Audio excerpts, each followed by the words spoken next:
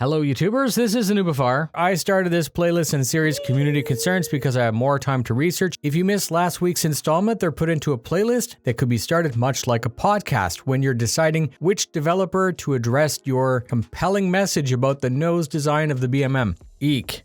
And consider bookmarking it and checking in every once in a while to get caught up to date with what the community is talking about. And if you find it fun, please do me a favor and share it with your friends or org mates. Today's the 22nd of June 2022, and I try to do these on Tuesday, choosing topics that are well presented and have a good banter back and forth.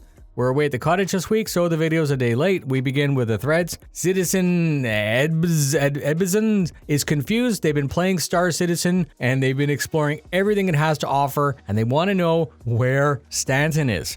Pendulilia said, keep flying around and eventually you'll realize that the whole bloody thing is Stanton. The OP was confused as to why they could see it on the map, and they heard a lot about it, and I'm highlighting the video because I think it was funny and I wanted to point out how cool it'll be when we actually get to leave and then return to Stanton. Next. Master Sergeant posted, is the Voyager Direct store still a thing? They wanted to test some new guns for their Raven because they had a hell of a time dealing with the enemy. For those that don't know, VD or Voyager Direct is how we used to be able to pledge for guns and stuff. You can rent them with REC. Subscribers get REC each month. I have a couple billion REC right now, and I enjoyed having it for Arena Commander. You used to get more REC when placing well in competitive matches, and the theory was that when you were winning, you could rent, test, and make credits to rent more and test more. VD was like that, but you would pay 10 or 20 bucks for the gun, and then it was yours. Those that were bought were a little bit like LTI, but lately, if you lose them attached to your ship,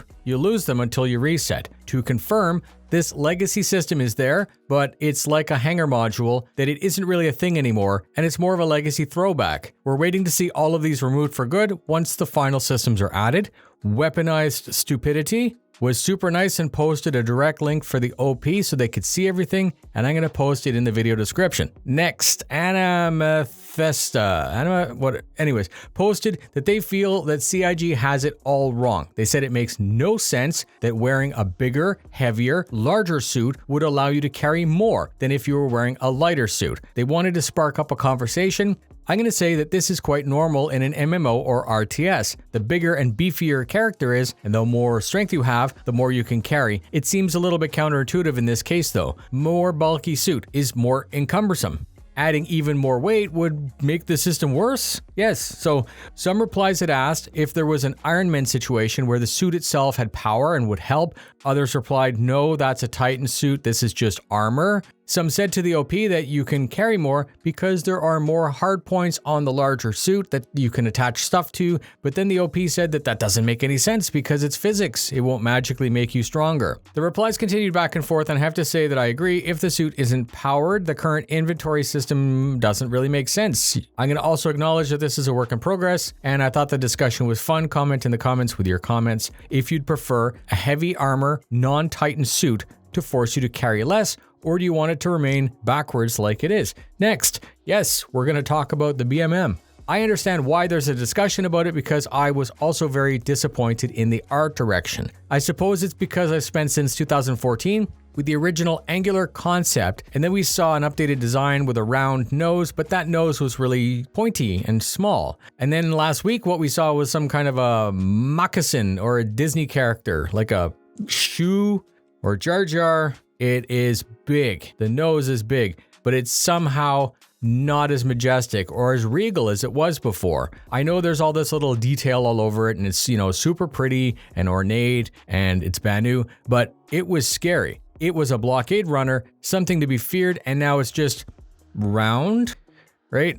Some backers are demanding a change, some backers are accepting that CIG is too far into development to change it, and others say that they don't care. But the one thing that I noticed was that nobody simply said that they like it or that they prefer it. Everyone has an opinion. No one seems to just say, I like it. I don't expect CIG to change it, and as a person who has one, I might end up just melting it.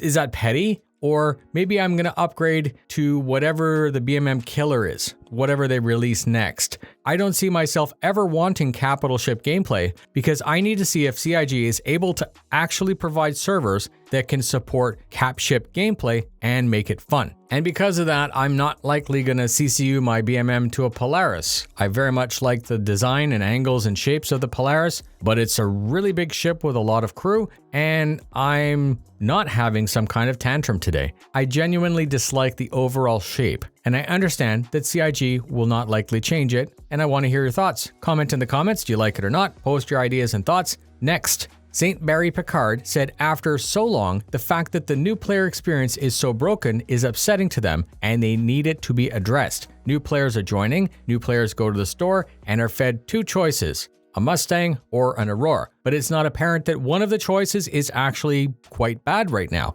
Players have a 50-50 chance of buying a starter that makes basic box missions require the use of a hand tractor, and it's not intuitive.